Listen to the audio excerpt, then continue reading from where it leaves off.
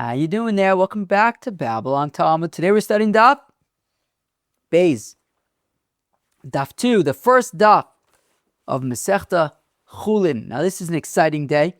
My first time changing books in 7.5 months or so. Was it 200, 110 and 120 is 230, right? How many months is 230? A lot. That's like 7, 8 months, right? I've been holding the same book in my hand for like 10 hours a day for like 7 months. That book is that book is so worn out. I've literally been holding it in my hand for like 10 hours a day, 7 days a week for like 7 months. It's pretty worn out. But we got a new book today. We're starting on the new book, so that's exciting. That's really exciting. On today's daf, we will start with an intro, a very, very brief intro, and then we will jump into today's daf. We'll discuss who is allowed to perform shechitah. Who is allowed to perform shechitah? We will learn about that, and kind of essentially what will emerge from that will be a little discussion about how a tamei slaughterer became tamei. How does that sound, friends? Well, let's jump in to the first Daf Beis of Masechta Chullin. So, friends, I prepared really a very bare bones introduction, really just a way to kind of set our, just to kind of set the direction a little bit of what exactly Masechta Chullin is about, what we can expect. You know, for Masechta Zvachim, there was like, I don't know, the art school introduction for Masechta Zvachim was like 20 pages. For Menachos also, it was like a bunch of pages. I learned the Rambam stuff. For Chullin, in the general introduction to the art school Gemaras, it's literally just like a page and a half or something like that. There's really not that much. And so I didn't really get much into any kind of general introduction. What I thought might actually be I don't know if most helpful. I don't know about that, but I don't know what the other alternatives were. But I thought what could be a helpful overview is just like, what is Masechta Chullin? What can we expect? And I thought that a just good way to do that would be, let's just literally run through the 12 chapters of Masechta Chullin. Let's just look at what they're called, just to get an idea of what they talk about, and we'll just quickly see the 12, less than 12, maybe 10 or so topics that we're going to be, that we can expect and look forward to in, honestly, the next, this is about 150 pages, so about the next 5 months, we're going to be learning Masechta Chullin. It's not Zvachim, I've never learned Masechta Chullin. I've learned the Mishnayos of Masechta Chullin. I've never learned the Gemara of Masechta Chullin. It isn't about Zvachim and Menachos. It's about, as you'll see in the chapters, you see it's kind of a very broad survey, really a whole bunch of topics. So the first 2 prakim of Masechta Chullin talk about shechitah. Right? A lot of people eat meat.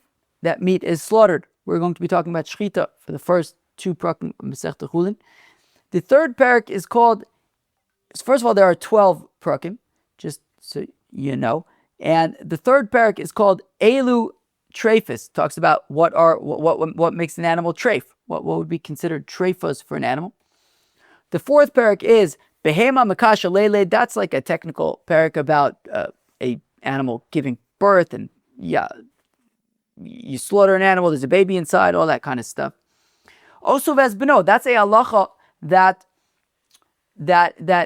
you, right, Osoves Beno lo sishchatu b'yom echad. You're not allowed to slaughter an animal with its child on the same day. You have to slaughter them on different days. So we're going to be learning about that halacha, followed by the halacha of kisui adam, when a bird or a chaya is slaughtered, so like a deer or something. So there is a mitzvah of kisui adam that you have to cover up the blood.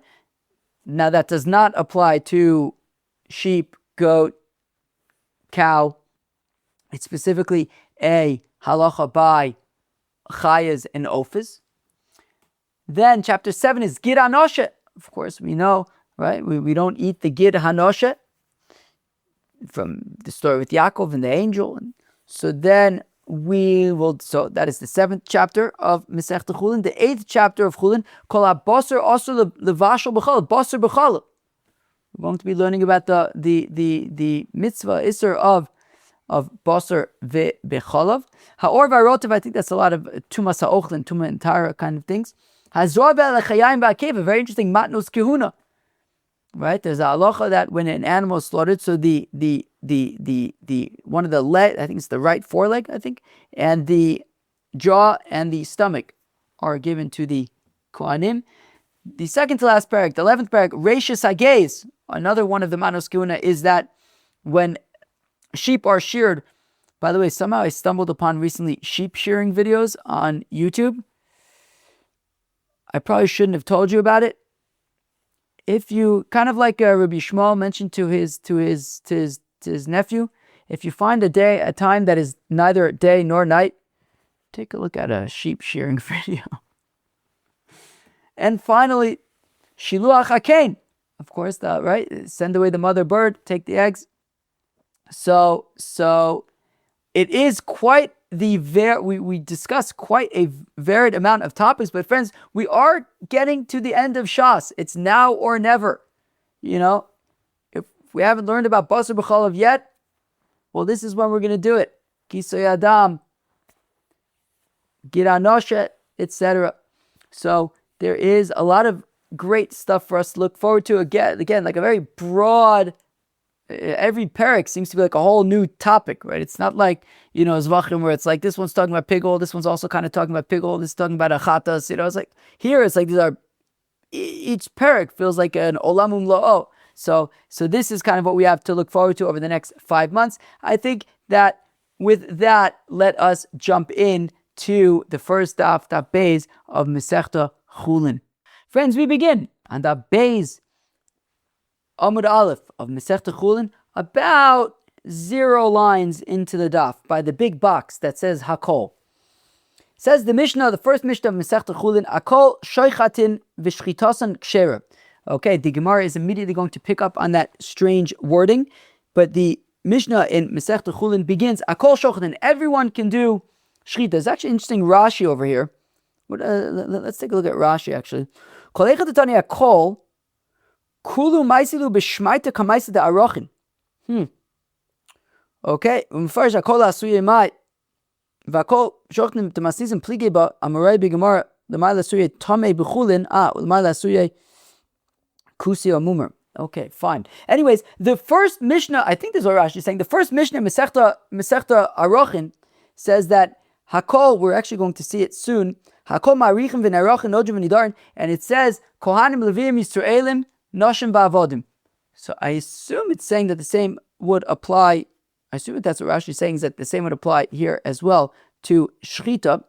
Anyways, so Akol Shochtin, anybody can do shechitah. Tosfos, the first Tosfos on the daf, discusses whether or not women can do shechitah. He brings a Hilchos Eretz Yisrael. Denoshim, I'm reading the top Tosfos. Denoshim lo yishchatu mipnei shadaitim kalos. They say women shouldn't do shechitah, but he says, but Tosfos disagrees, and he says, I'm reading in the middle of Tosfos now. Elavade mishum denoshim shochatos lechatchila afilu b'mukdashin. Women, right? He quotes from a Mishnah in Daf Lamed Aleph of Masechta Zvachim. He says certainly women can do shechitah for even korbanos and certainly for dinner.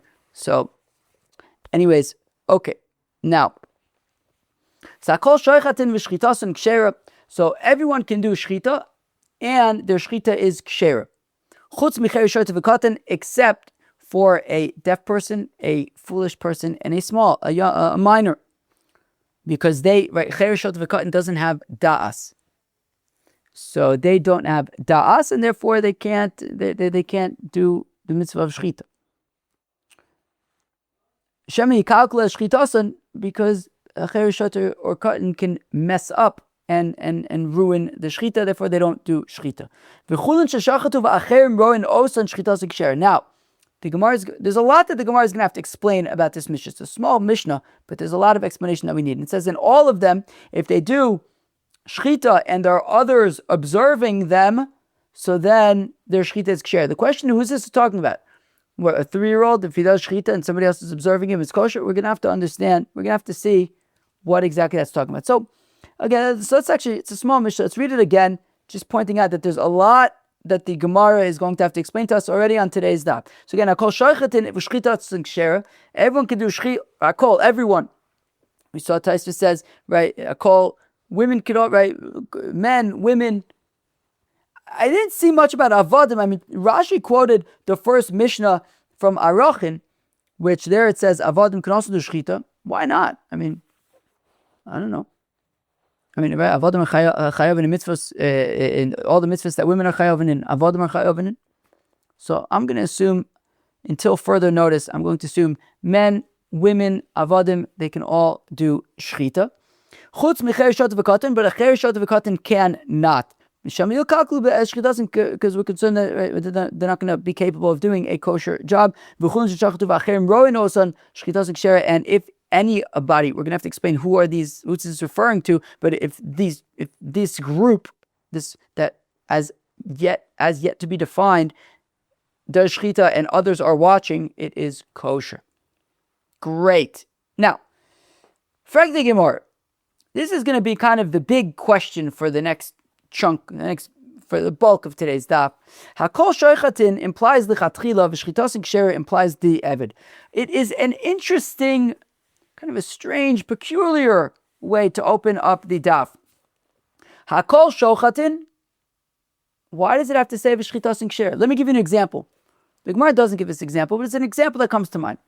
There's a Mishnah in Masechta Megillah that says Hakol kshera and likros asam Megillah. It doesn't then say Vikriyas and Kshera. I mean, it kind of says everybody can read the Megillah, and you don't have to say, and if they read it, it's kosher. Maybe it's not a good example because it says Hakol Ksherin already. You see, you get the point. The point is it says Hakol Shoichatin. Need I say more? Anybody can do shechitah. Why do we have to say Ushchitas and Kshera? That kind of sounds like, wait, maybe there's something b'diavad over here. But Hakol Shoichatin implies all of these people can do shechitah lechatchila.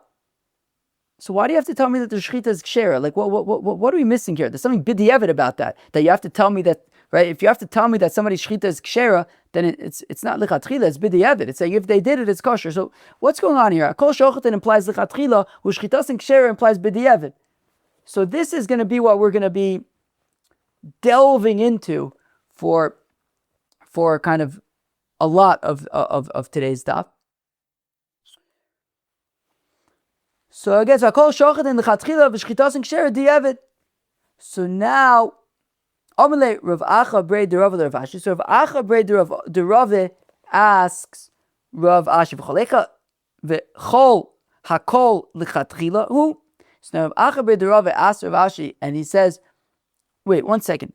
Why are we assuming that when it says Hakol Shochatin, it necessarily means Lechatchila? What, every place where it says Hakol this, Hakol that, it means lichatchila? What about Elameata? What about the first Mishnah, Masechta Tamura? We're going to be learning Masechta Tamura in about 8 months from now, I think. It's going to be a difficult one. So the first Mishnah, Masechta Tamura says, Hakol Memirin. Anybody can do Tamura. Echad Anashim men, ve'echad Anashim women. Hachinami did lichatchila? What are we saying? That lichatchila, anybody can do Tamura. However, we've learned a little bit about Tamura. What's Tamura? Tamura is when somebody says, Ruvain, the sheep, you're going to be a korban shlamim. And then he says to Shimon the sheep, actually, you know what, Shimon the sheep, I'm going to offer you instead. That's what's called Tamura. And now both of them are shlamim. You have to offer both of them. Not only do you have to offer both of them, you're over on a lav. It says, what does the pasuk say? Lo yachlifenu v'lo yamir oso tov ra rav tov. As we're going to learn more about in just a second. So Tamura is not something that is a lichatchila kind of a thing. So when it says Hakol Memirin, everyone can do Tamura. Echad Anoshim, men, women. What, you telling me that it's lichatchila? Everybody go do Tamura. The pasuk says Lo yachlifenu v'lo yamir oso tov ra rav tov. Don't do Tamura, whether we're talking about unblemished animals and blemished animals or vice versa. Tamura is a lav. This is not a lichatchila. It is very, very b'di'evet. So says the Gemara, before we get carried away with asking questions from the first Mishnah and Tamura, awesome, where am I? Awesome kitikatani taima. Well, if you look at the first Mishnah in Tamura, it says immediately after that, Lo she'al adam rashai lahamir. The Mishnah immediately qualifies that actually, I know what you're thinking. Hakol memirin lichatchila? No. Lo she'al adam rashai lahamir. No. A person is not allowed to do Tamura. It's a lav. Ela she'im heimir mumar.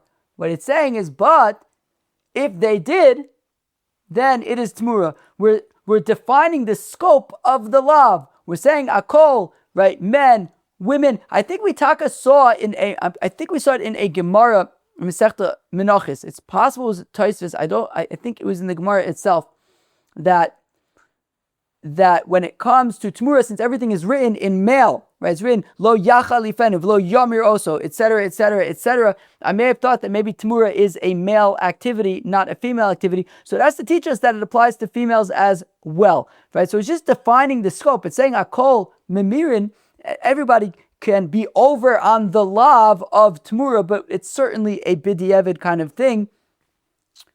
V'sofeg esar bayim, and if you were warned before Tamuraing, you will be flogged.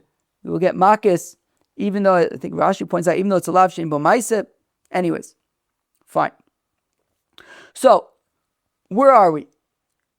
We had initially, the Gemara immediately had said, when the Gemara started, it had said that when it says akol shechitah, it means lichatchila. Rav Acha bar Rava asks Rashi, wait, does akol necessarily connote lichatchila? It doesn't connote lichatchila by Tamura, to which the Gemara answers, or Rav Ashi answers, that by Tamura, the Mishnah itself kind of preempts that question and qualifies it and says, we're not saying it's lichatchila. Okay, but ela akol ma'arichin v'ne'arochin nojin v'nidarin.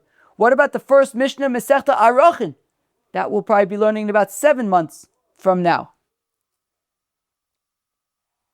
Masechta Chullin is about 5 months. Masechta Bechoros is about 2 months, followed by Arochin. The first Mishnah in Arochin says, Hakol ma'arichin. What does ma'arichin mean? What's the difference between Erech and a neder? A neder is basically dam. What's the difference? Arochin is at the end of, I believe it'll probably be next week's parsha, right? I believe it's at the end. I think it's at the end of Vichukosai. I think it's at the end of Vichukosai. The other option is Maseh, but no, it's not Maseh, it's Vichukosai. I'm like 95% on that. It's at the end of one of the Sfarim. I think it's the end of Vayikra. And it talks about Arochin. Arochin are fixed prices for people. Let's see if I remember. I think the fixed price for a man between the age of, 20 and 60 maybe? Oh man, I forget. But I think between the age of 20 and, I think 60, either 20 and 50 or 20 and 60 is, for a man, I think it's 50 shekels. For a woman, it's 30 shekels for the same age group.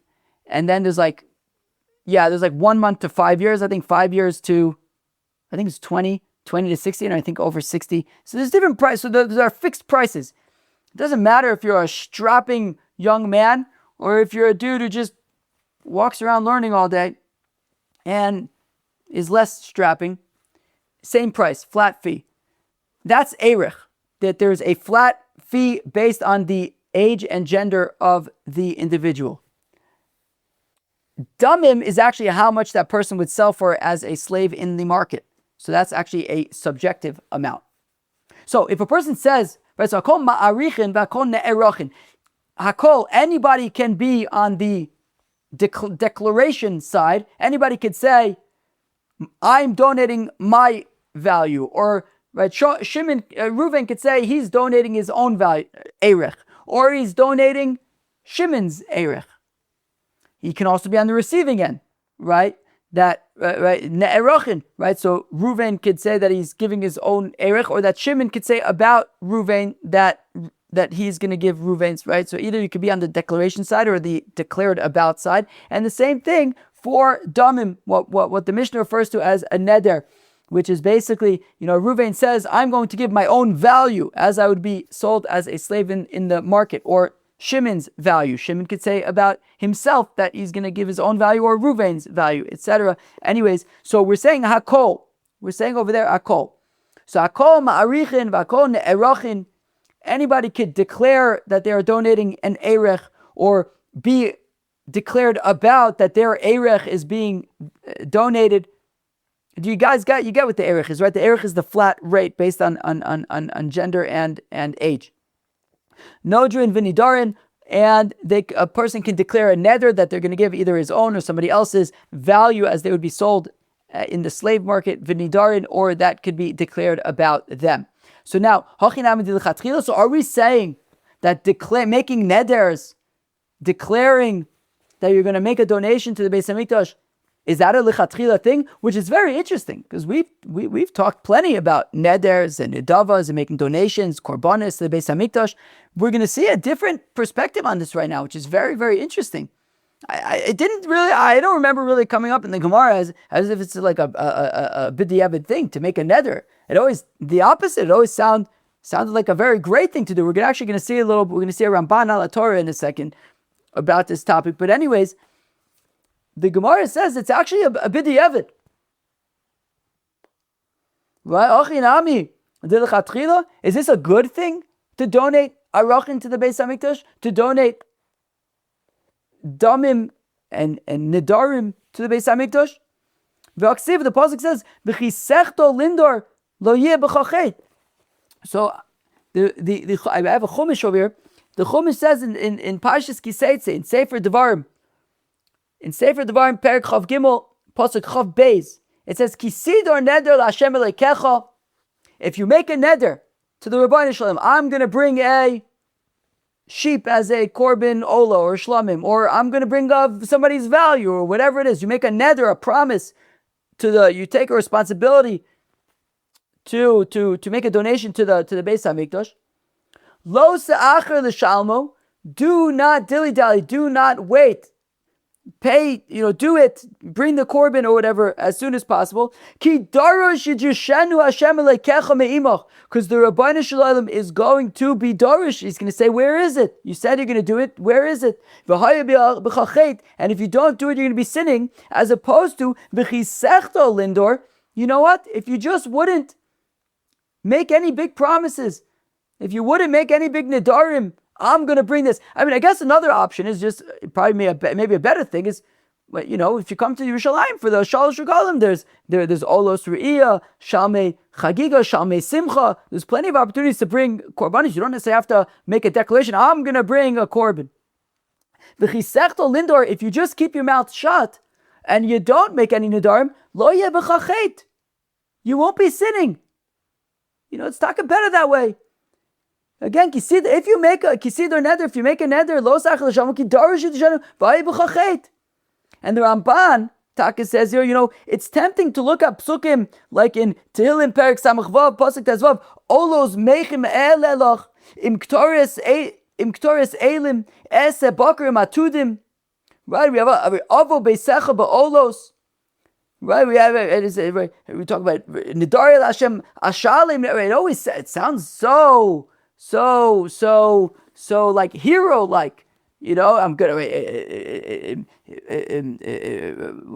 Nidari Hashem Ashalim. I'm gonna negdil chava b'chatzos beis Hashem. It sounds like it's such an incredible thing to bring a neder, and it is. But it might be tempting to say, okay, that's it. I'm bringing a neder. I'm gonna bring a cow to the Beis Hamikdash. Now you mamash have to, it'd probably be better if, just don't say anything. If you want to go to the Beis Hamikdash, you bring a korban, great. So what do we see? So the pasuk says, "V'chisechto lindor lo yeh b'chachet." So meaning on the one hand, the first Mishnah in Masechta Arachin says, "Hakol ma'arichin v'nerachin," etc. Are we saying that that's the chatchila? We just looked at psukim that says, "V'chisechto lindor lo yeh b'chachet." Better not to make the neder. That way you won't be sinning. Uchsev, it says in Koheles, Shlomo Melech writes in Koheles, "Tov asher lo tidor mishatidor v'lo tishalim." Better to keep your mouth shut. Better not to make a neder than to make a neder and then you don't end up paying it back. Just don't make the neder in the first place. V'tani, we learn in the Brisa, Tov mizeh mizeh she'enu noder kol iker. Right, better than this or that. What's this or that? Well, certainly better than making a neder and not fulfilling it. But you know what? Even better than making a neder and fulfilling it is just being quiet. That's even better. Tov mizeh better than this and for that. She'eno no there kol ikar. Better to just don't make a neder at all. Divrei Rab Meir. Rabbi Yehuda Omer says, Rabbi Yehuda, Tov mizeh no do mishalim. Rabbi Yehuda says, look, the best thing is actually to make a neder and to do it. Right? So that's better certainly than making a neder and not bringing it at all. That's certainly the worst. And then there's the option to not make a neder at all. Also, that's an okay option. Rabbi Yehuda says that the best option would be to make a neder and to do it. However, Vafilu Rabbi Yehuda, even Rabbi Yehuda, lo ka'amre ela be'omer reizo, but still Rabbi Yehuda is talking about an idava though. He's saying, if you go up to Reuven the sheep and say, Reuven the sheep, I'm going to bring you as a korban shlomim, that's what Rabbi Yehuda is saying is the best. Go up to Reuven the sheep, say I'm going to bring you as a korban shlomim, and you bring Reuven the sheep as a korban shlomim, zeh achito. That's amazing, you're going to bring a korban. Aval omer arei alai lo. But just to say, I'm going to bring a korban, all right, we learned all about this, right? What we learned it just the other day. What's the difference between a neder and an adava? A neder, you are chayiv b'achrayis. Nedava, you're not chayiv b'achrayis. Neder, you say, I'm going to bring a korban ola. Until you bring that korban ola, you have that obligation, and that's what the pasuk is saying. Kisidor neder Hashem lekecha lo sacher l'shamu kidar shidushen Hashem lekecha meimach va'ebchachet. But but Rabbi Yehuda is saying though, you know what? If you're going to go to Reuven the sheep and say, I'm going to bring you as an neder, at least, right? It's like when you buy or sell something in the stock market and you put a limit on it. Right, at least you're having some control. I don't want to spend more than this. I don't want to sell it for lower than that. You're creating some kind of a safety net. So Rabbi Yehuda says, create a safety net. Limit it by saying, Reuven the sheep, you're going to be my korban, and therefore, if anything happens to Reuven the sheep, then it's over. You know, he's kind of protecting himself that way. Anyways, so we see from all these examples that making a neder is bidi evid. Certainly, making a neder that's just open-ended, like I'm going to bring a korban. So here we have an example where it says akol marichin v'nerachin etc. and it's not lechatchila. So why did our Gemara open up by saying hakol shoichatin lechatchila? Lav davka. Let me take a shtickle tea. As you can probably hear, my throat's a little dry.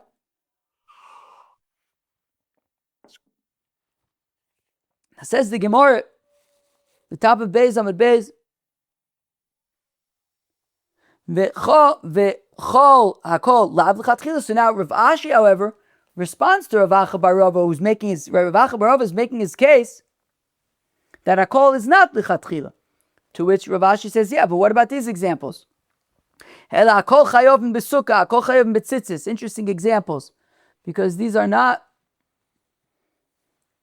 Anyways, right, you would imagine, it's interesting. Akol chayim b'sukkah. You'd imagine that would be like a Mishnah Masechta Sukkah. Apparently, it just comes up over here and in Arochin.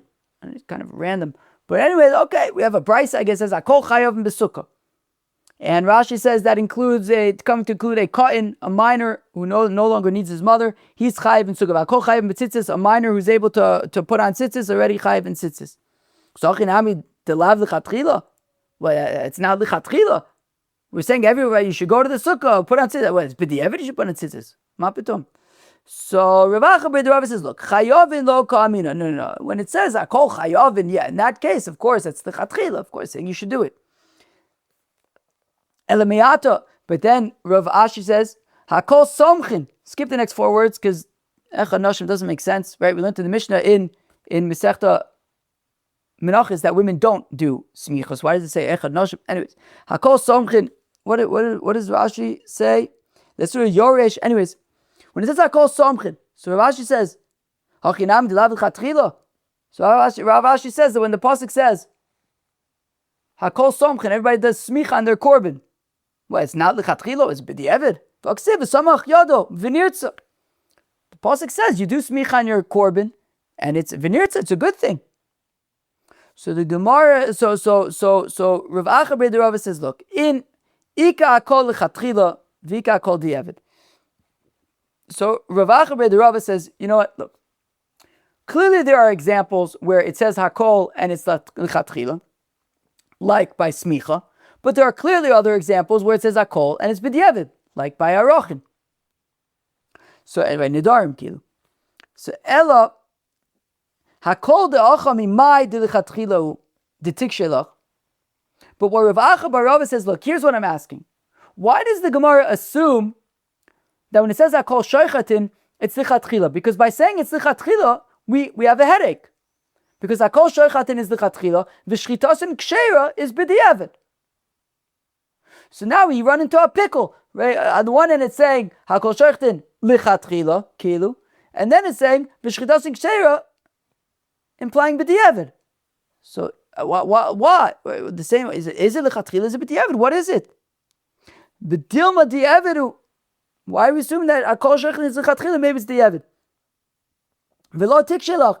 And if you say that hakol sheichatin and shchitasin ksheira are both b'di'avad, then there's no contradiction anymore. So all my lay, but Rav Ashi responds and says that, but that also isn't really a good suggestion because ana shchitasin ksheira kashali, because then Rav Ashi says if that were to be the case, then I'm a little bit rubbed the wrong way about shchitasin ksheira. It's irking me a bit because midikatan is shchitasin ksheira di'eved. Because from the fact that shchitasin ksheira is certainly b'di'eved, the fact that we have to tell you that the shchita is ksheira implies that it is not lichatchila, but it's kosher nonetheless, b'di'eved. Michlal, dakol lichatchilo. If shchitasin is ksheira is di'eved, then that implies, therefore, I think we can assume that hakol sheichatin is lichatchila di'eved tied to di'eved lamali. Because if both hakol sheichatin and ushchitasin ksheira are both b'di'eved, why do we have to say two b'di'eveds? Just like say, figure out how to say it in one statement. Why do you have to say two back-to-back statements that are both b'di'eved? So we're kind of, Rav Acha Rava has his points, Rav Ashi has his points. We're like, we need to figure this out. And not to worry, Rabbi Bar Ula. Rabbi Bar Ula gives a mahalich in how to understand our Mishnah, and he is going to give us a read straight through the Mishnah, from beginning to end, and he is going to offer suggestions for how everything makes sense. Rabbi Bar Ula, Hachi Katane, this is how to understand the first Mishnah of Masechta Chullin. Hakol sheichatin. Everyone can do shechitah lichatchila, ba'afilu tamei bechulin. Even if the shechit is tamei and the animal is chulin.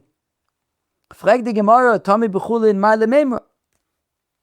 Why is that such a big chiddush? Kilu chulin it's not a korban, it's not kosher. It's chulin. Somebody's going to eat it in their house. Who cares if the shechit is tamei? Bechulin shenaisu atayras hakodesh. So the Gemara answers, well, and as Rashi explains, I'll read Rashi, it's interesting Rashi. Sherotze lahargil atzmo b'tayras kodshim. We're talking about a person who wants to get in the habit of all of the food that he eats and all the meat that he eats, all the food that he eats should be, have the status, have the purity, the Torah, as though it was kachim, she'im yochal shlamim otoda yeh baki b'shmirasin, so that when he eats a korban toda, a korban shlamim, he knows what to do. Right? I was just thinking about this the other day, right? It's like, we have Shemitah wine. When it comes to every 7 years, there's Shemitah, and if you get like Otzer Bezdin wine, so it's always, it's Kedusha Shvius, what do we do? You can't throw it out, you have to finish it. There's a lot of rules about korbanis. There's no, sir. This is even without Tyra and stuff. But like the way Rashi's saying it, Shirotza wants to get in the habit. So this is specifically Tumei Tyra, but the point is he wants to get in the habit so that when he comes to eat shlamim and toda, he will be in the habit of making sure that everything's tahor, and he orients himself around making sure that his meat is always tahor, as though it were a shlamim or a toda, so that when he eats a shlamim and a toda, he knows that he's got those standards in place. So we're saying if you have a person who is makbid to eat chulin al tairas hakodesh, so even so, you can have a tamei shechit. That's the chiddush. Okay, so again, even if you have a tamei shechit and the animal is chulin, tamei b'chulin ma'ale memra, like well, of course it's chulin. Who cares if the shechit is tamei? B'chulin shenaisu ataris hakodesh. It's talking about a person who wants to be makbid that even his chulin, he's going to eat it, so that it could even be a toda or shlamim. So when he eats a toda and a shlamim, he's already practiced and knows exactly how to keep it tahor.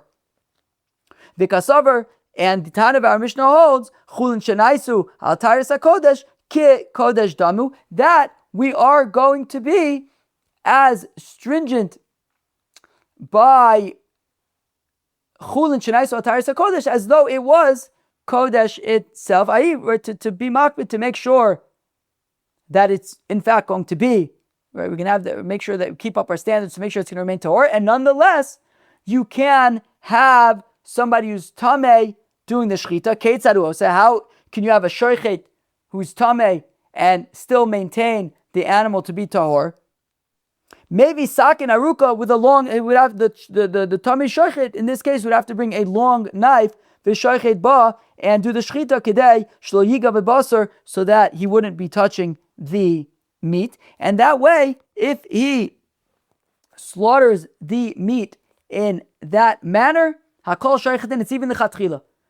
By chulin shenaisu ataris hakodesh, if you can even have a tamei shaychet, as long as he makes sure that he won't be touching the meat and uses a long knife or whatever, he doesn't touch the meat. So then, even the chatchila, we're saying that he can slaughter the meat. Now, uvimukdashim.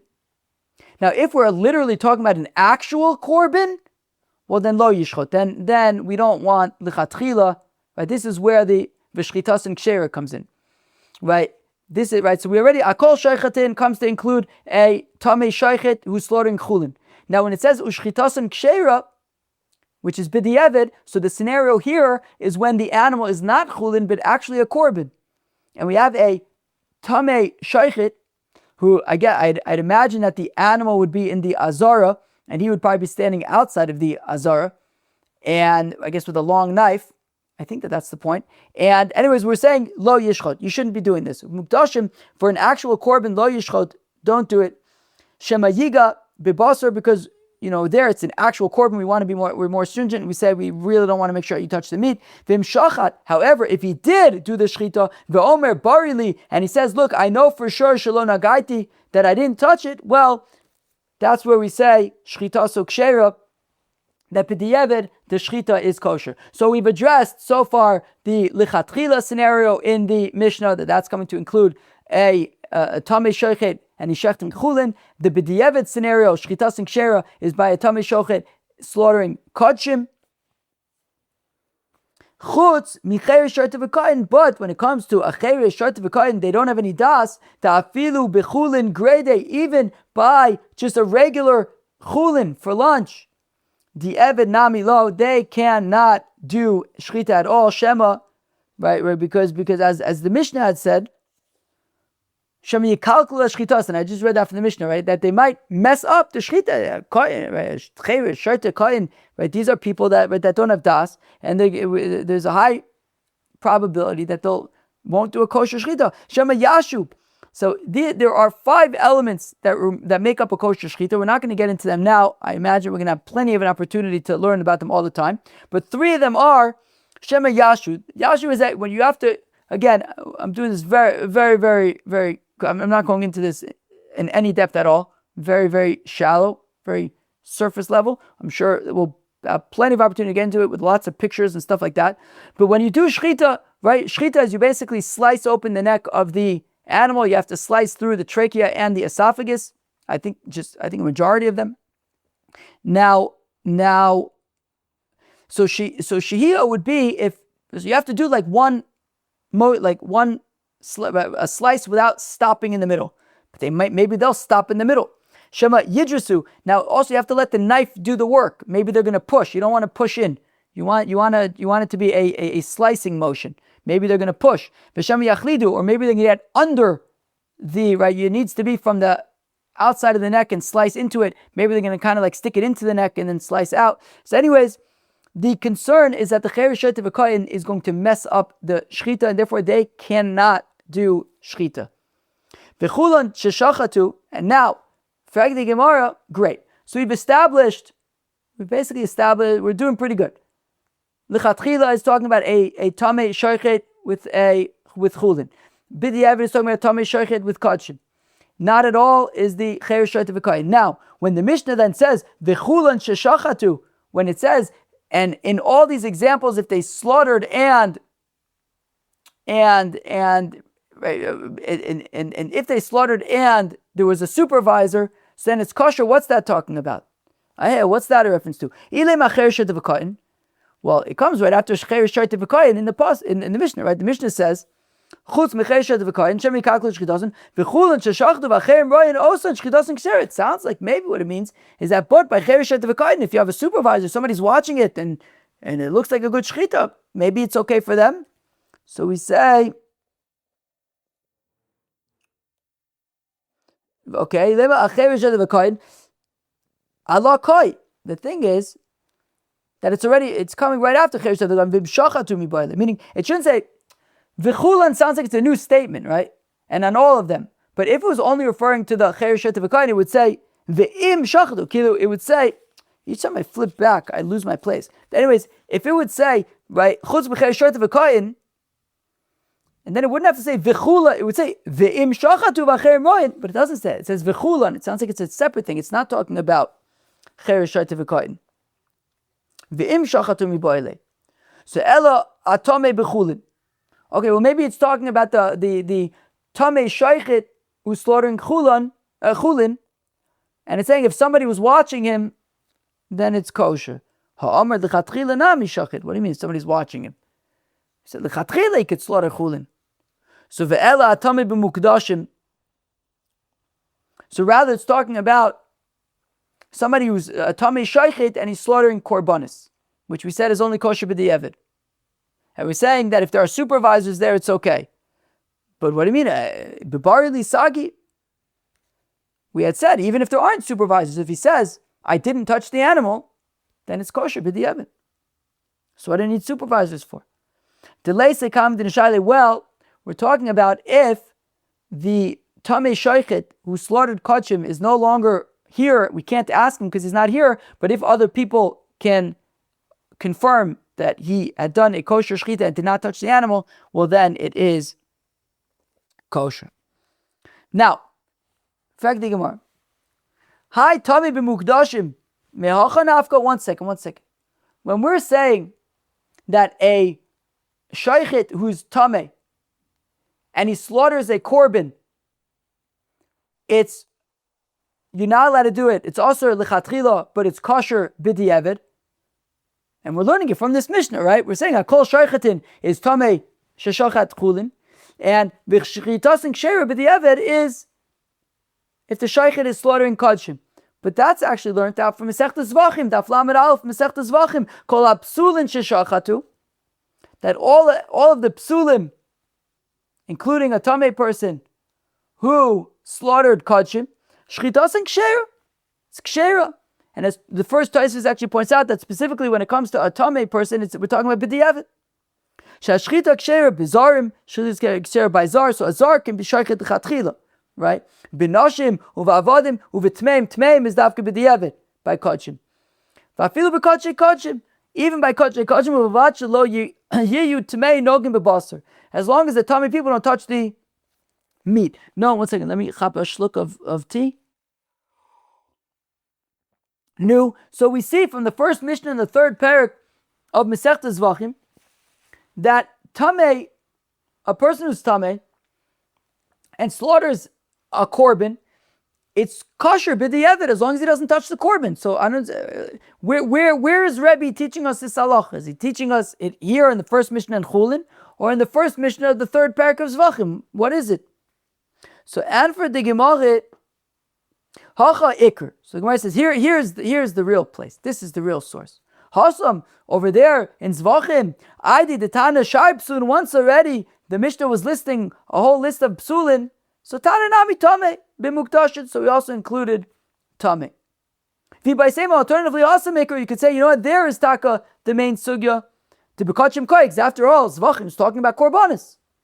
V'acha, I did the Tana tamei b'chulin, Tana nami tamei b'mukdashin. And the only reason why a tamei who slaughtered kachim is in our Mishnah is because since it mentioned a tamei who slaughtered chulin, so it also mentioned somebody, a tamei shechit who slaughtered kachim, but really, according to this view, the main sugya would actually be in Zvachim. So now the Gemara asks a very interesting question. Hi, Tommy de itme b'mai. This tamei person who is slaughtering the, let's assume the chulin. I imagine probably doesn't matter if we're talking about chulim or kachim. Let's just whatever. Maybe let's ignore it then. This tamei person who's doing shechitah, and we're saying whether it's the chatchila by a chulin or b'diavad by kachim. This tamei person who's doing shechitah, and we're saying that the shechitah is kshera. How did he become tamei? If he became tamei by touching a corpse, so he's a avatuma. Assuming that the knife that he's slicing with is metal,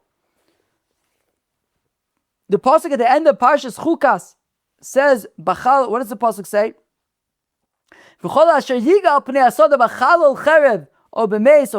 Etc. And we learn out, but from Bachal al Cherev, we compare Chalal, the corpse, to the Cherev, to the metal implement, the sword, or really any metal kli. Cherev areu kechalo.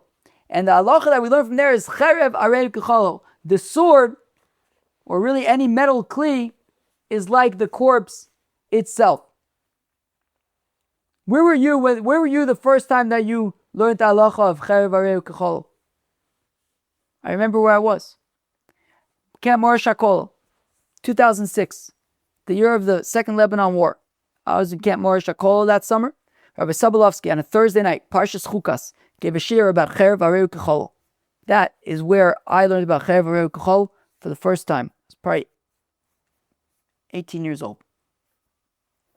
Anyways, what is Cherev areu kechalo? It's a very interesting halacha, which is specifically by Tumas Ames, that if a sword, or in this case a knife, a metal kli, touches a dead body, or somebody who is a tamei, somebody who touched a dead body, the metal kli takes on the same level of tuma as either the dead body or the tamei. So meaning, if you have a let's say a knife touches a corpse, it becomes an avia avosa tuma.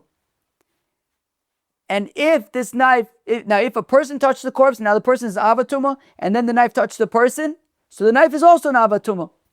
This is specifically by corpse mace, by tumas mace. It doesn't apply to any other kind of tuma. Specifically tumas mace.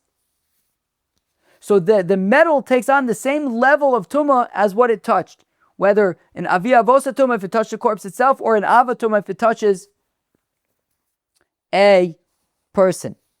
If a person who touched the mace, the tamei mace, if it touches the tamei mace, then it becomes an avatuma as well.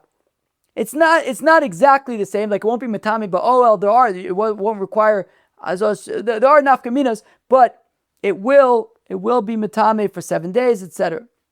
So now here's the thing. So if we say Cherev areu kechalo, so if you have this tamei person, how did he become tamei? Let's say he touched a dead body, so he's a tamei mace.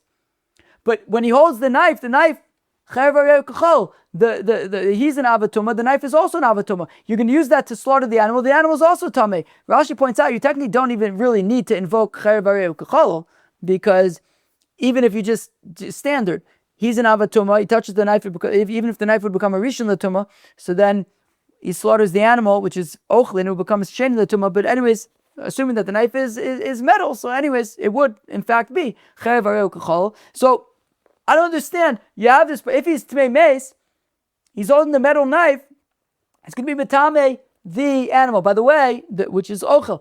By the way, I think there's going to be a lot of tuma entire in Masechta Chullin. That is my impression. So just So we get ready already on the first daf, ready to Mintara. Anyways, so Avatuma, so if he's an Avatuma because he's a tamei meis, litami lesakin, so then the knife is also going to become an Avatuma. The also sakin the tamise lebasar, and then the knife is going to be tamei the meat. That's not okay. Whether because we're talking about somebody who's makbid to have chulin al taras hakodesh, or whether because it's actual kachim. So ela de itmei b'sheretz, talking about a person who became tamei from a sheretz. So he's a rishon l'tumah. Rishon l'tumah, sheretz is an avatuma. He'll be a rishon l'tumah. Rishon l'tumah cannot be matame the knife. That's one option. The by same alternative, he can be a tamei meis, but the knife is not metal. L'olam de itmei b'meis, he's a tamei meis. Uchagon shembada krumis shalkane, but he checked a reed to make sure that it was sharp enough to be used as a sakin shechitah. And he slaughtered with that, and because it is a reed, it is pshute klei eitz, it doesn't have a receptacle, and it will not be makabel tumah desani that we learn in the brisa. Bakol shechitim, you can slaughter with anything that will get the job done. Ben betzur, a rock, ben bezchuchis, glass, ben bekromis shalkana, or a reed that has been made really sharp, as long as it's extremely sharp and it can slaughter smoothly without any nicks or anything like that. Again, we're going to learn about the different requirements for a kosher shechitah. So as long as you can, it's capable of doing a kosher shechitah, it can be used. So you could say that even if he is a tamei meis, he used some kind of a reed, which is pshute klei eitz, it's not makabel tumah, and therefore there's no issue of the animal, of the food, of the meat becoming tamei. Friends, that was the first daf of Masechta Chullin. What did you think? I thought it was great. I thought it was very different. I haven't learned the next stop yet, but I thought it was great. It was not, Zvachim and Menachos were extremely difficult. This was not that level of difficulty, in my opinion. On today's daf, we first did a very brief intro. I don't even know if intro is really the right word for it, but we kind of ran through all of the prakim of Masechta Chullin just to get a very high level overview of what to expect over the next 5 months. We saw that Masechta Chullin is going to discuss a wide variety of kind of animal, like lav dafka korban, but yes, animal related halachis. And then we learned about who is allowed to perform shechitah, and we had said ultimately we had a whole bunch of questions because based on the Mishnah, is akol, does it mean lichatchila? But then shechitah and share is b'di'evet, and then we started getting into, does akol even mean lichatchila b'chlal? What about tamura? What about arochin? What about all sorts of things? And Rabba Bar Ula then gave a mahalach in the Mishnah that when we're talking about akol shaychet, and it means lichatchila, and that means even a tamei person can slaughter chulin, even for somebody who's makbid to eat chulin al taras hakodesh, as long as he uses a long knife and he doesn't touch the meat, it is okay. We said that when it says v'shchitasan kshera b'di'eved, a tamei person should not slaughter kodesh lichatchila, but if he did, as long as he didn't touch the animal, then the shechitah would be kshera b'di'eved. This was also something that we learned in a Mishnah in Masechta Zvachim. And the Mishnah said a cheresh shota v'katan cannot be doing shechitah because they cannot be trusted to do it kosherly. And at the very end of the daf, we asked, how did this tamei slaughterer actually become tamei? Because we said if he's a tamei meis, then won't he be matame the knife, which will then be matame the meat? How's that going to be okay? So one answer was, well, he's not a tamei meis, he's a tamei sheretz. Therefore, he's a rishon l'tumah. He won't be matame the vessel. Rishon l'tumah cannot be matame kelim. Alternatively, even if it was from a corpse, even if he was a tamei meis, but he used a reed to slice the neck, and the reed is pshutei klei eitz, and it would not be makabel tumah, that is another option. Friends, that was the first daf beis of Masechta Chullin. I hope everybody enjoyed. Have a great day, and I'm looking forward to catching you all tomorrow for the second daf Masechta Chullin. Cheers.